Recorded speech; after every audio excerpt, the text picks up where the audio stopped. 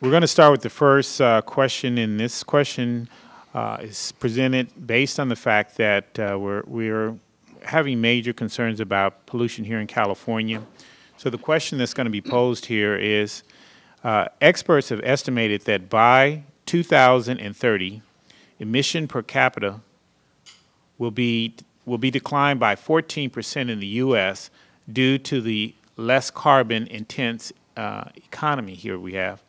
So the first question that's going to be posed here is, Betty Chu, how do you propose to cut emission for a cleaner future in 10 to 20 years? It is a fact that carbon emissions are increasing.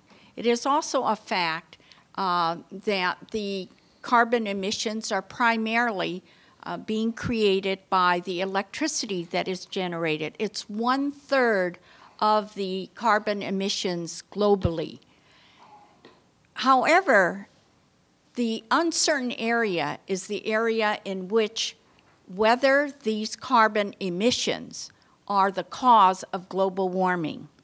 In this economy, I do not believe that we should be spending millions and trillions of dollars with reference to research with reference to this. However, we can decrease our carbon emissions in ways such as the research that has already been done with reference to the hybrid or the plug-in electric cars, the methods of how you frame your windows, and there are different ways in which we can eliminate the carbons.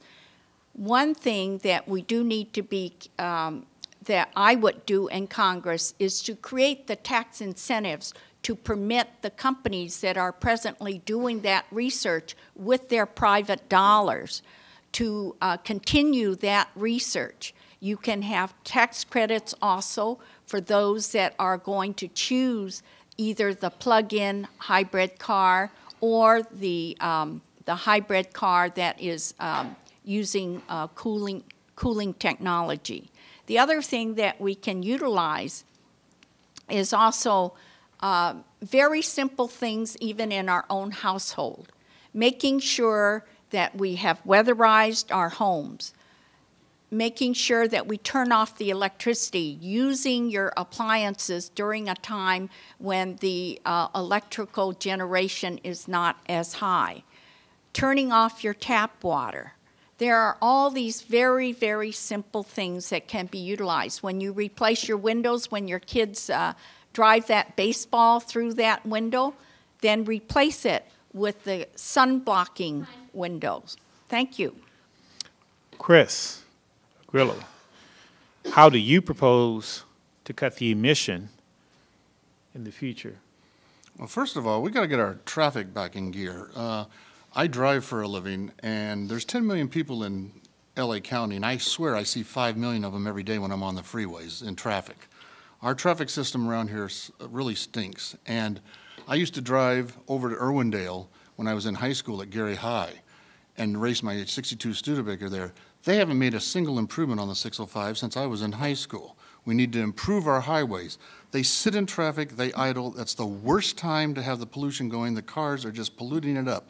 Not to mention that you're wasting your time sitting there also.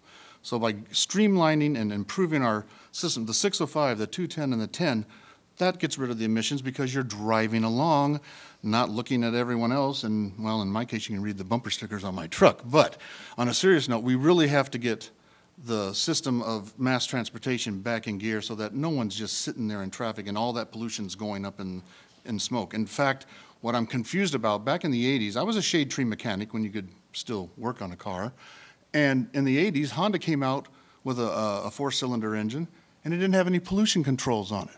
I'm going, well, how'd they do that? Well, they just made the engine efficient. We've had the technology from another company, and our U.S. automakers just, no, we don't want that for whatever reason. Are they in bed with the oil companies? I don't know. But the fact is, Honda made a fuel-efficient, no-smog device engine back in the 80s. And if you have a no-smog device engine on all your cars, then you reduce all these emissions without irritating anyone, ruffling any feathers, because we have the technology to build a better engine. That's another thing. You send me to Congress, I'm going to find out why all of a sudden we have forgotten how to build an engine and make it fuel efficient and pollute nothing, especially with no pollution controls. I have a truck out there that has 3 valves per cylinder. It doesn't require an oxygen sensor. Technology can get us out of this, and that's what I'll do when I go to Congress. Thank you.